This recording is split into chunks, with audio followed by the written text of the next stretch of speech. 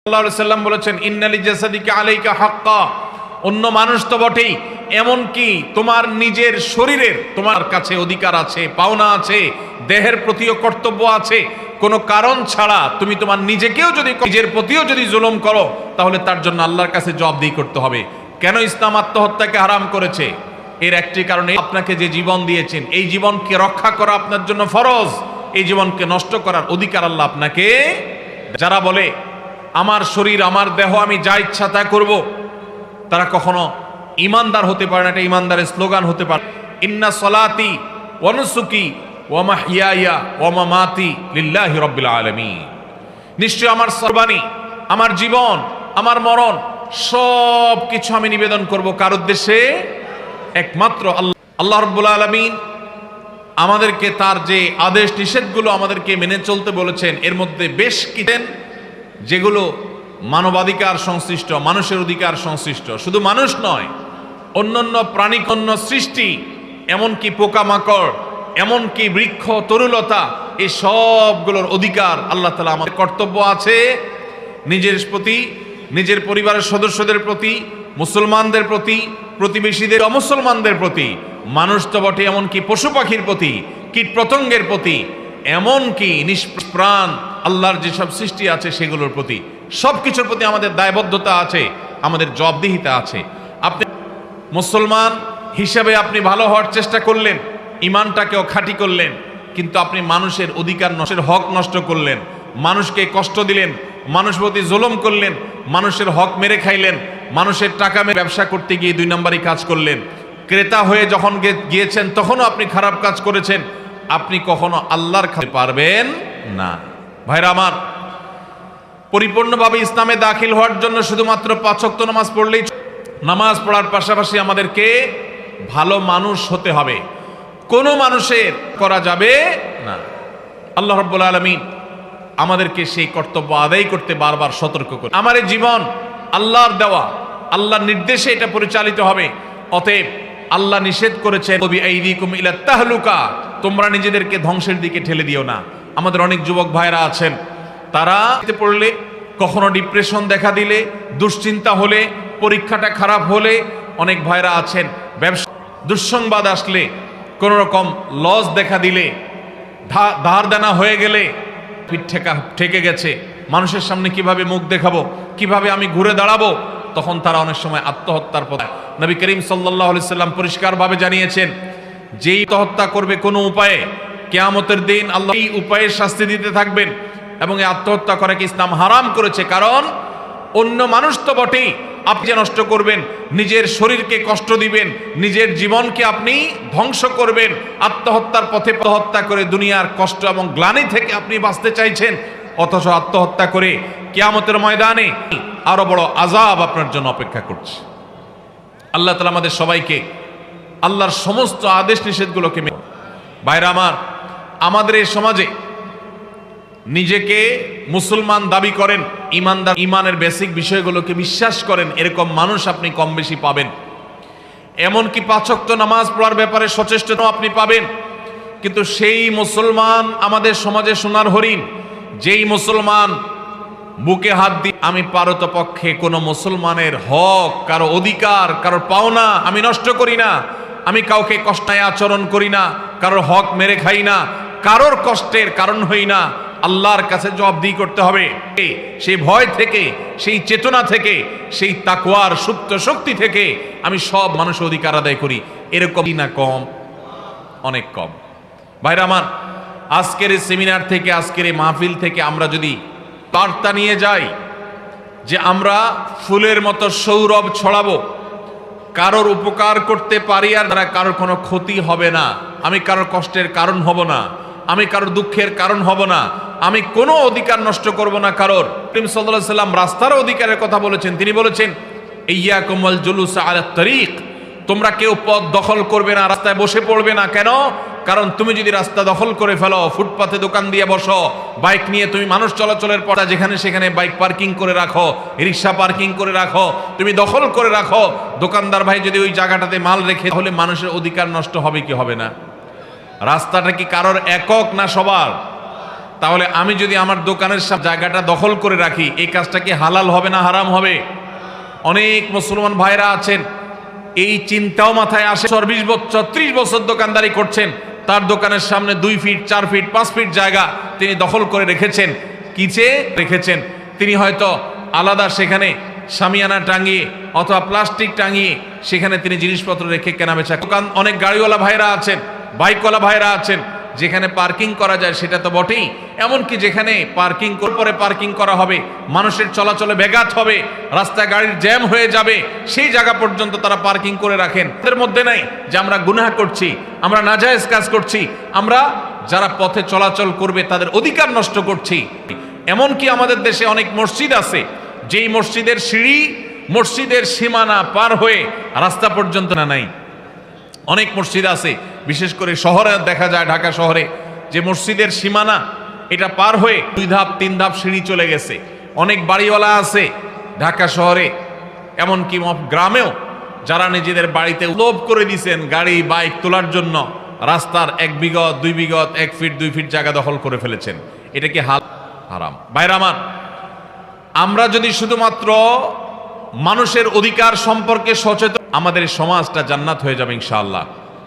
আমাদের সমাজে আজ নামাজি মুসলমান পাওয়া যায়, কিন্তু যেভাবে পারি অন্যের হক নষ্ট করি। আমরা অনেকে মনে করি হক নষ্ট করা মানে শুধুমাত্র টাকা মেরে খাওয়া, আমরা অনেকে করা মানে কারোর জমি মেরে খাওয়া।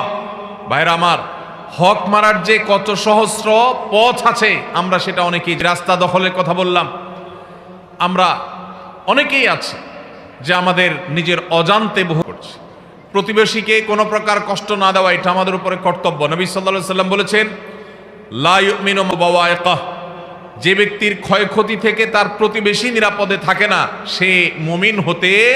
এখন আপনি আপনার বাসায় ওয়াজ শুনতেছেন হাই ভলিউমে, আপনি দিয়া অথবা মোবাইলে একেবারে ফুল ভলিউম দিয়ে ওয়াজ শুনতেছেন, এত জোরে ওয়াজ শুনতেছেন যে আপনার পাশের বাড়িতে যিনি আছেন, আপনার পাশের ঘরে যিনি আছেন, এই আওয়াজে তার ডিস্টার্ব হচ্ছে। তা ওয়াজ শোনার কারণে সওয়াব হবে নাকি গুনাহ হবে? এমনকি এই যে ওয়াজ মাহফিলের মাইক, এই মাইক পর্যন্ত নাই। আজকের এই মাহফিল, আজকের এই সেমিনার একটা আদর্শ প্রোগ্রাম, দিনী প্রোগ্রাম, কিন্তু অনেক মাহফিলে দেশে হয় মাইলকে মাইল পর গভীর রাত পর্যন্ত মানুষকে অতিষ্ঠ করা হয়, কষ্ট দেওয়া হয়, এর মাধ্যমে সওয়াব হয় না গুনাহ হয়, আমরা অনেকে জানি না। এইভাবে আমরা অনেকে নিজেদের অজান্তে অনেক মানুষ অধিকার নষ্ট করছে। একজন তার প্রতিটি নড়াচড়ায়, তার প্রতিটি উঠা বসায়, তার প্রতিটি কথাবার্তায় তিনি দায়িত্বশীল আচরণ করবেন। নবী সাল্লাল্লাহু আলাইহি সাল্লামের মসজিদে নববীতে একবার একজন ব্যক্তি, এক সাহাবী, তিনি কোরআনের তেলাওয়াত করছিলেন একটু উচ্চ স্বরে। নবীজি সাল্লাল্লাহু আলাইহি সাল্লাম, তুমি কোরআন তেলাওয়াত করে যে আল্লাহকে শোনাতে চাচ্ছ, সেই আল্লাহ তাআলা বধির না, তিনি আস্তে পড়ে পড়ছো, আরেকজনের ডিস্টার্ব হচ্ছে। আমরা অনেকে চিৎকার চেঁচামেচি করি, জোরে জোরে কথা বলি প্রয়োজন ছাড়া, আমাদের আশপাশে এই কাজগুলোর মাধ্যমে আমরা মানুষের অধিকার নষ্ট করি। ভাইরা আমার, এইখানেও আমি জানি অনেক মানুষ আছেন, তার বাবা মারা গেছেন, মা মারা গেছেন, বাবা মায়ের সম্পদে ভাই বোনদের সবার যতটুকু করে হিসেব করে দেন নাই, এরকম অনেক লোক এখানে আছেন না নাই? ভাইরা আমার, আপনি নামাজ পড়তে পড়তে কপালে দাগ ফেলে, আপনার দাড়িটা লম্বা হইতে হইতে সাদা হয়ে গেছে, কিন্তু আপনার বাবার সম্পদে আপনার বোনের যে হক আছে সেটা আপনি দেন নাই। পারবেন? দুনিয়াতে হয়তো আপনার বোন কিচ্ছু বলবে না, চক্ষু লজ্জার খাতিরে, সামাজিকতার ভয়ে। মনের আমতের ময়দানে আপনার ঈমান আমল নিয়ে, আপনার ওয়াজ মাহফিল শোনা নিয়ে, আপনার তাসবিহ তেলাওয়াত নিয়ে যখন জান্নাতে যাওয়ার জন্য প্রস্তুত, ওই বোন হাজির হয়ে আল্লাহকে বলবে, আল্লাহ, জীবনে আমার বাবার সম্পদে আমার প্রাপ্য অধিকার আমার এই ভাই বুঝায় দেয়নি, ছল ছাতুরি করেছে, বলতে পারি নাই, আজ আমি তার বিচার চাই। এই বিচারের দিনে যদি মুখ, তাহলে সবাই সবার বোনের অধিকার, ভাইয়ের অধিকার, প্রতিবেশীর অধিকার সব পাই পাই করে বুঝে দিতে হবে। আল্লাহ আমাদের সবাইকে তৌফিক। ভাইরা আমার, একজন মুসলমান তাকে এমন ভাবে চলতে হবে যে আল মুসলিমান সালিম আল মুসলিমুনা মিন লিসানি ওয়া ইয়াদি, সবাই নিরাপদে থাকবে। পরিপূর্ণভাবে ইসলামে প্রবেশ করতে হলে শুধু নামাজ, রোজা, হজ, যাকাত আদায় করলে এগুলো ইসলামের স্তম্ভ, ইসলামের প্রধান প্রধান কাজ, সন্দেহ নেই। কিন্তু আমাদেরকে মানুষ হতে হবে, উপকারী মানুষ হবে। এলাকার সবাই সাক্ষ্য দিবে যে তার মতো মানুষ হয় না, কারোর ক্ষতি কোনোদিন করে নাই, পারতপক্ষে কারোর একটা টাকা আমার সাথে চিটারি করে নাই, ছল ছাতুরি করে নাই, বাহানা করে নাই, প্রতারণা করে নাই, দুই নাম্বারই করে নাই, কারোর হক মেরে খায়, গালি দেয় নাই, কারোর সাথে ঝগড়া করে নাই, কারোর কোনো কষ্টের কারণ হয় নাই, এই রকম সার্টিফিকেট আপনার সমাজ পারেন, মানুষ যদি আপনাকে সেটা বলার মতো জীবন গঠন করতে পারেন, তাহলে আপনি হলেন সেই মুসলমান। আল্লাহ জান্নাতুল ফেরদাউসকে তৈরি করেছেন, যে মুসলমানের জন্য সব সুসংবাদ কোরআনে রয়েছে। এই সেই মুসলমান হতে হলে অধিকার সচেতন হতে হবে। আল্লাহ আমাদের সবাইকে মানুষের অধিকার সম্পর্কে সচেতন হওয়ার তৌফিক দান করুন। আমি আবারও বলি, আমাদের এই সমাজে মানুষের অধিকার সম্পর্কে সচেতন মানুষ আপনি খুব বেশি দেখতে পাবেন না। আজকে এটা লজ্জার কারণ, যা আজ আমাদেরকে মানবাধিকার শিখতে হয় অমুসলিমদের কাছ থেকে। আমরা মুহাম্মদ সাল্লাল্লাহু আলাইহি সাল্লামের সন্তান, মুহাম্মদ সাল্লাল্লাহু আলাইহি সাল্লাম পৃথিবীকে যখন মানবাধিকার শিখিয়েছেন, আজকে রোজাধারীরা, আজকের মানবাধিকারের স্লোগানধারীদের জন্ম তখন হয় নাই। 1450 বছর আগে সাল্লাম আমাদেরকে এমন জীবন গঠন করতে শিখিয়েছেন যে এক ব্যক্তিকে তিনি দেখেছেন পিঁপড়াকে আগুনে পুড়িয়ে হত্যা করছেন। নবীজি বলেছেন, এই পিপিলিকা যদি তোমার কষ্টের কারণ হয়, সে যদি তাকে যদি নিধন করতেই হয়, তাহলে তুমি তাকে পিষে মেরে ফেলো।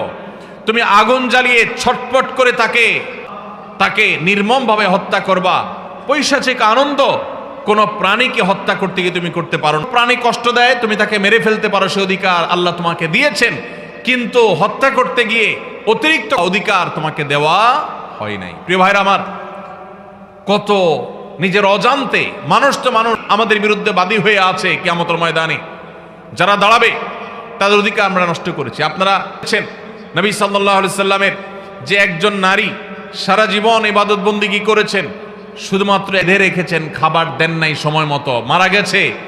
সেই নারী সারা জীবনের ইবাদত বন্দেগী করা সত্ত্বেও বিড়ালকে কষ্ট দেওয়ার কারণে তার ঠিকানা জান্নাতে হয়েছে না জাহান্নামে?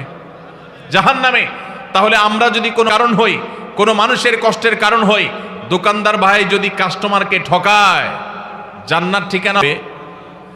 জমির আইলটা যদি ঠেলেন, কারোর সবজিটা যদি চুরি করে নিয়ে আসেন, কারোর চুরি করে নিয়ে আসেন, ঠিকানা কি জান্নাত হবে না জাহান্নাম? আল্লাহ আমাদের সবাইকে ভালো মানুষ হওয়ার তৌফিক দান করুন। যতক্ষণ পর্যন্ত ভালো মানুষ না হব, ততক্ষণ পর্যন্ত পরিপূর্ণ ইসলামে দাখিল হওয়া সম্ভব না। আল্লাহ এটাই বলেছেন, মানদুখুলু ফিস সিলমি কাফা, হে ঈমানদারেরা, তোমরা ইসলামে পরিপূর্ণভাবে প্রবেশ করো। তুমি ওয়াজ শোনার বেলায় মুসলমান, ক্ষেত খামারে গিয়ে আর মুসলমান থাকলা না, ওখানে তুমি কাজ রান দেখা যাচ্ছে, ফরজ তরক হচ্ছে, তাহলে ওয়াজ মাহফিলে আসার সময় তো মাশাআল্লাহ এই সুন্দর জামা কাপড় পরে আসলা, ওখানে কাজের সময় গেলে তো আল্লাহর ফরজ বিধানটা লঙ্ঘন করলা, তাহলে কাজের বেলায় তুমি মুসলমান থাক। ছাত্র ভাইয়েরা, ওয়াজ মাহফিলে মাথায় টুপি দিয়ে ওয়াজ শুনতে আসছেন মাশাআল্লাহ, স্কুলে কলেজে গিয়ে দু চার বন্ধু মিলে তাকে টিজ করলেন, উত্ত্যক্ত করলেন, তাকে নিয়ে নোংরা কথা বললেন, তাকে নিয়ে বাজে কথা করলেন, অথচ সেই আপনি ওয়াজ মাহফিলে মাথায় টুপি দিয়ে আসলেন। তাহলে ওয়াজ মাহফিলে আপনি মুসলমান থাকলেন, কিন্তু আপনার শিক্ষা প্রতিষ্ঠান মুসলমান থাকলেন না। এই ইসলাম আপনাকে জান্নাত পর্যন্ত নিবে না। 2 নম্বর ইসলাম আল্লাহ গ্রহণ। এই জন্যই আল্লাহ বলেছেন, উদখুলু ফিস সিলমি কাফা, পরিপূর্ণভাবে ইসলামে দাখিল হও। যে মানুষ পাপের কাজ করতে গিয়ে আল্লাহর কথা স্মরণ হবে, আল্লাহর কথা মনে পড়বে, আল্লাহর আদেশ নিষেধের কথা মনে হবে, এবং সেই মানুষই হলো প্রকৃত মুসলমান, সেই হলো খাঁটি মুসলমান। ভেজাল মুসলমানে আমাদের সমাজ ভরে গেছে, আমাদের দেয়া ভরে গেছে। যতদিন আমরা খাঁটি মুসলমান না হব, ততদিন পর্যন্ত আল্লাহর খাতায় পরিপূর্ণ মুসলমান। জন্য ভাই, মানুষের অধিকারের ব্যাপারে আমরা সচেতন থাকবো তো ইনশাআল্লাহ। কাউকে কষ্ট দেব না, কারোর হক মেরে খাবো না, কারোর সাথে মিথ্যা কথা বলবো না, কারোর সাথে প্রতারণা করব না, কারোর কোনো।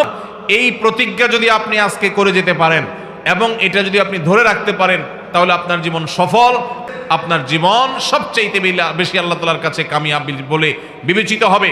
নবী করিম সাল্লাল্লাহু আলাইহি সাল্লামের একটা মুসনাদে আহমদে বর্ণিত হয়েছে, তিনি বলেছেন, কিয়ামতের ময়দানে আল্লাহর কাছে বান্দার 3 ধরনের মামলা উঠবে, বিচারের মামলা উঠবে। তার একটা হলো, যদি কেউ আল্লাহর সঙ্গে শিরক করে যায়, মুশরিক হয়ে মারা যায়, আল্লাহর সঙ্গে কাউকে মুশরিক শরীক সাব্যস্ত করেছে, পার্টনার সাব্যস্ত করেছে, এইরকম জাহান্নাম, কোনো শুনানি নাই।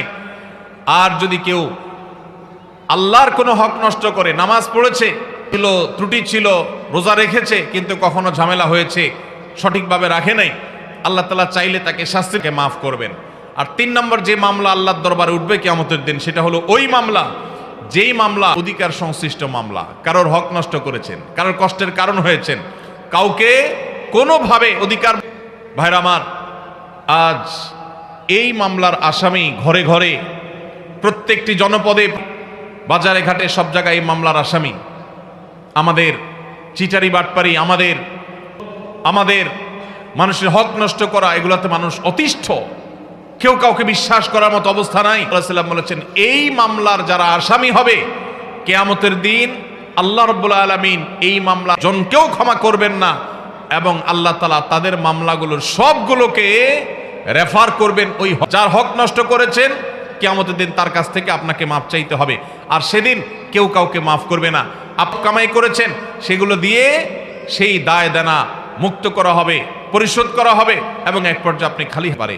এজন্য ভাইরা, আপনি যদি কোনো গরিব অভাবী মানুষের, দুস্থ মানুষের প্রতি জুলুম করে থাকেন, খারাপ কথা বলে থাকেন, গালি দিয়ে থাকেন, একটু তর্কাতর্কি হয়েছে তার ভাড়াটা না দিয়ে চলে যান, বলতে পারবে না।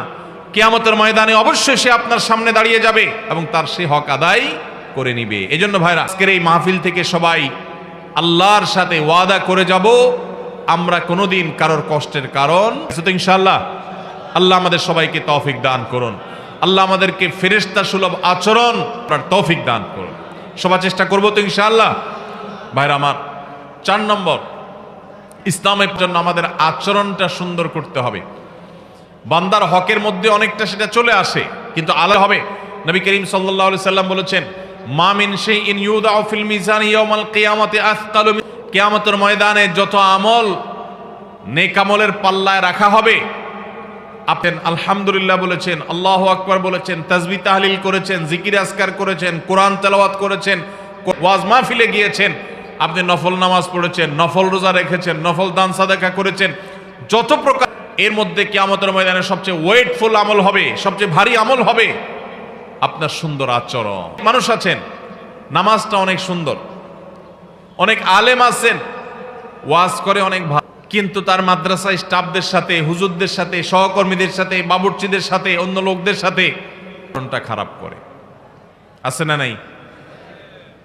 অনেক মানুষ আছেন হাজী সাহেব, কিন্তু হাজী সাহেবের মুখ দিয়ে এক একটা বাইর হয় 5 মণ ওজনের। আছে না? অনেক মানুষ আছেন অন্য দিক থেকে তার ত্রুটি নাই, কিন্তু সে বদমেজাজ, গরম হয়, কাউকে চিনে না, কি মুখ দিয়ে আসে না আসে কিচ্ছু বলতে পারে না। আছে না নাই? এ রোগের রোগী।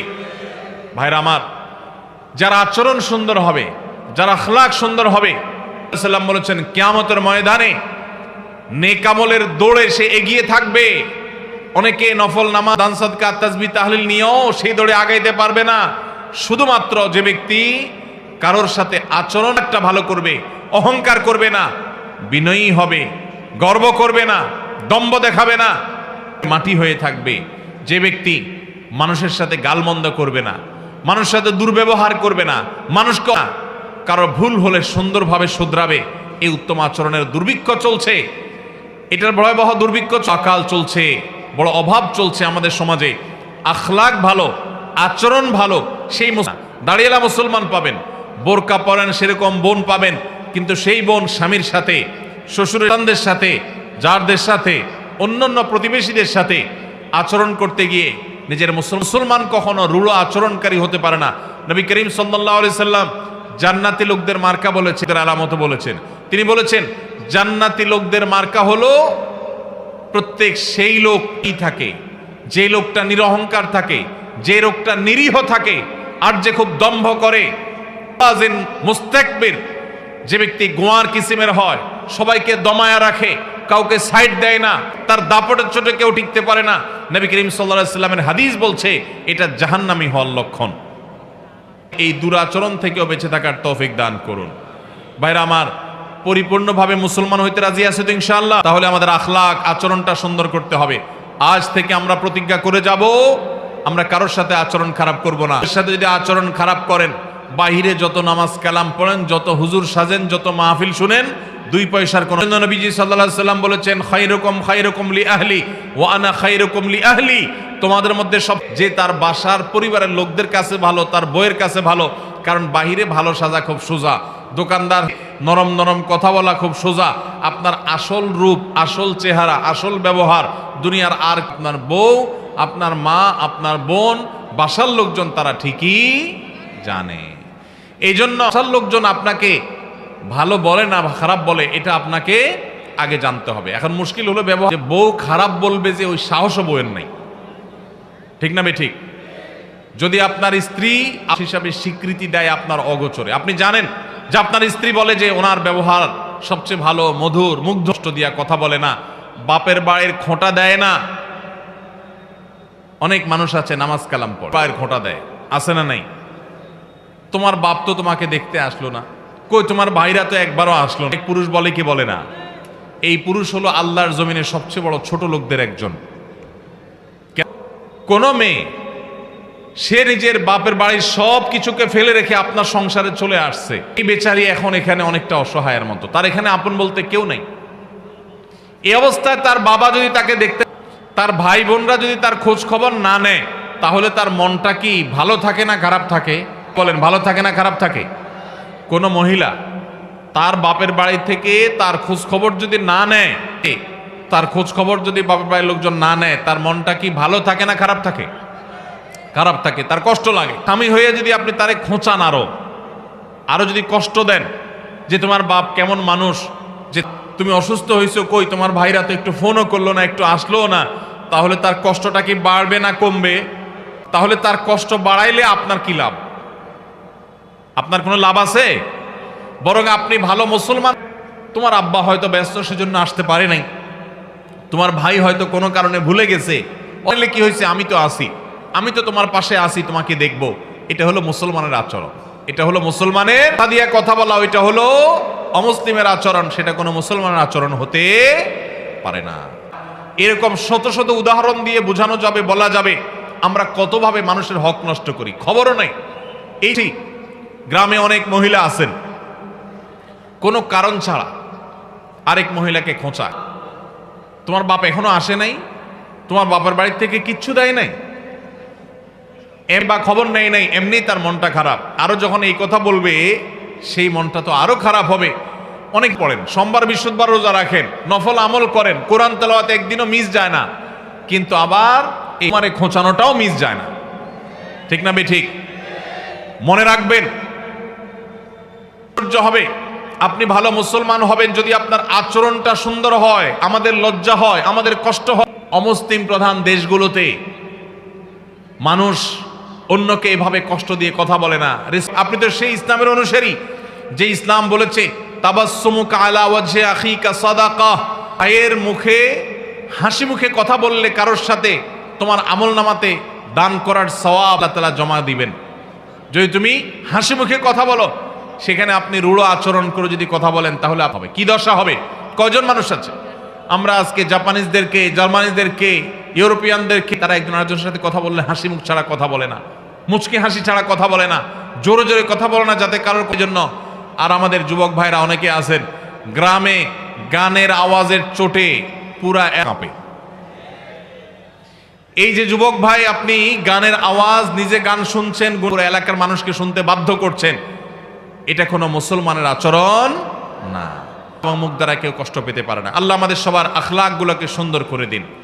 নবীজি সাল্লাল্লাহু আলাইহি সাল্লাম আমাদেরকে দোয়া বর্ণিত হাদিসে তিনি বলেছেন, আমরা যেন আল্লাহর কাছে দোয়া করি, আল্লাহুম্মা হদিনি লি আহসানিল আখলাক ওয়া লা ইয়াহদি লি আহসানিহা ইল্লা আনত ওয়াসরিফ আন্নি সাইয়্যাহা ওয়া লা ইয়াসরিফ আন্নি সাইয়্যাহা। আমার আচরণটা সুন্দর করে দেন, ব্যবহারটা আমার বড় খারাপ, নিজেই আমি বুঝতে পারি যে আমার রাগ উঠলে মাথা ঠিক, কত মানুষের বদদোয়া নিয়েছি, কত মানুষের কষ্টের কারণ হয়েছি, কত মানুষের হক নষ্ট করেছি, মা সুন্দর করে দেন, আমার আচরণটা ভালো করে দেন। আল্লাহর কাছে দোয়া করতে হবে। আবার যে সমস্ত মানুষগুলোর সুন্দর আচরণ আছে, প্রত্যেক কারোর কষ্টের কারণ হয় না। এই যে শেখ আব্দুল সালাম আজাদি হাফিজাহুল্লাহকে আমি মহব্বত করি, আমি উস্তাদের সব কেমন মানুষ, কিন্তু আমি জানি উনি মুচকি হাসি কথা বলেন, হাসি মুখ ছাড়া থাকেন না। আব্দুল্লাহ জাহাঙ্গীর রহমতুল্লাহি আলাইহি, যার চেহারা মাথায় স্মৃতিতে ভেসে উঠলেই একটা হাসি মুখ, এটাই হলো মুসলমানের আচরণ, এটাই হলো মুসলমানের চরিত্র। আল্লাহ আমাকে, আপনাদেরকে, আমাদের সবাইকে সেরকম চরিত্র ধর সবার চেষ্টা করবো তো ইনশাআল্লাহ। আমি আবারও বলি ভাই, বারবার বলি, এই দেশে নামাজ যাও আছে, সুন্দর আচরণওয়ালা মুসলমান তার ধারে কাছেও নাই। দুর্ভিক্ষ, এই অভাব দূর করার জন্য আমরা প্রত্যেকে ভালো মানুষ হব, চেষ্টা করবো তো ইনশাআল্লাহ। আপনাদেরকে করি, অনেক বছর আগে আমি হাদিসের যে অনলাইন লাইব্রেরি